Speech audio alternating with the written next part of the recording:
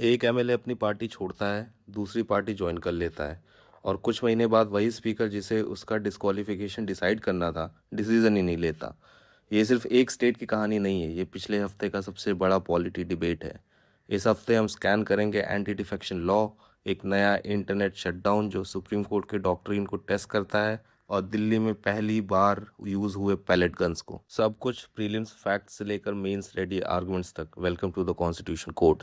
का topic anti defection law, और ये इस हफ्ते फिर से न्यूज़ में है क्योंकि शिवसेना, यूबीटी और टीएमसी में पॉलिटिकल रीअलाइनमेंट्स हो रहे हैं।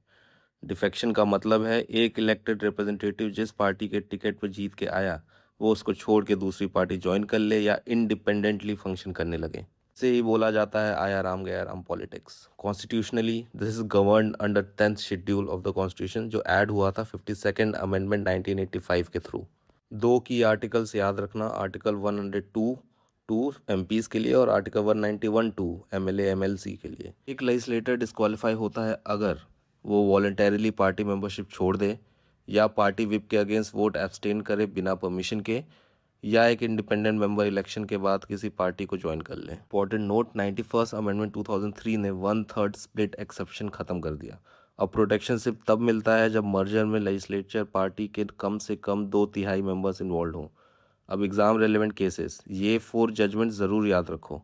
Kyoto हॉलोहन versus जाकिलू 1992। सुप्रीम कोर्ट ने कहा से एक स्पीकर क्वाजी जुडिशियल ट्राइब्यूनल की तरह एक्ट करता है और उसके डिसीजंस जुडिशियल रिव्यू के सब्जेक्ट हैं। Keshav Megha Chandra Singh versus speaker Manipur 2020। Court ने कहा स्पीकर्स को रीजनेबल टाइम में डिसाइड करना चाहिए, आउटर लिमिट 3 महीने। Subhash Deval versus governor of Maharashtra 2023। Court ने क्लैरिफाई किया स्प्लिट का डिफेंस अब वैलिड नहीं है 10th शेड्यूल के अंदर। और पड़ी कौशिक रेड्डी केस 2025 जिसमें फिर से 3 महीने के टाइमलाइन को बाइंडिंग बताया गया तेलंगाना स्पीकर के लिए।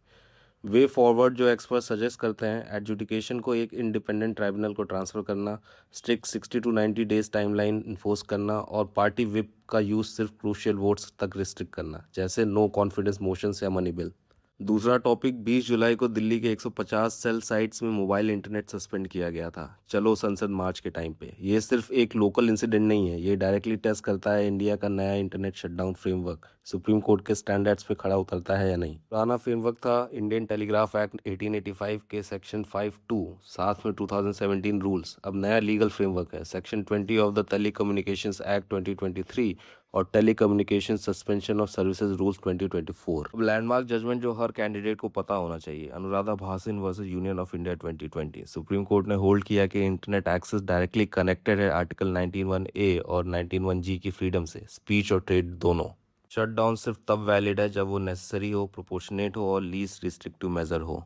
रियलिटी चेक, इंडिया अभी भी ग्लोबली सबसे ज़्यादा इंटरनेट शटडाउन्स रिकॉर्ड करता है। 2025 में 65 शटडाउन्स 12 स्टेट्स में, जम्मू एंड कश्मीर अकेला 449 शटडाउन्स है सिंस 2012, और एक कंप्लायंस गैप भी है। कई स्टेट्स अभी भी पुराना 1885 वाला टेलीग्राफ एक्ट इन्वोक करते हैं जो 2024 रूल्स के सेफगार्ड्स को बाईपास कर देता है। तीसरा टॉपिक इसी प्रोटेस्ट से जुड़ा है। पहली बार दिल्ली में पैलेट गन्स का यूज रिपोर्ट हुआ सिविलियन प्रोटेस्टर्स के अगेंस्ट। ये टॉपिक सीधा इंटरनल सिक्योरिटी और सिविल लिबर्टीज दोनों को टच करता है।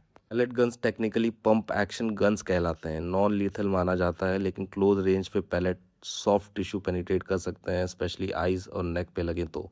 ये रैपिड एक्शन फोर्स का स्टैंडर्ड गियर है सीआरपीएफ के अंदर। हिस्ट्री देखो तो पैटर्न समझ में आएगा। पहली बार यूज़ हुआ जम्मू एंड कश्मीर में 2010 अनरेस्ट के बाद, नॉन लीथल ऑल्टरनेटिव बताया गया था।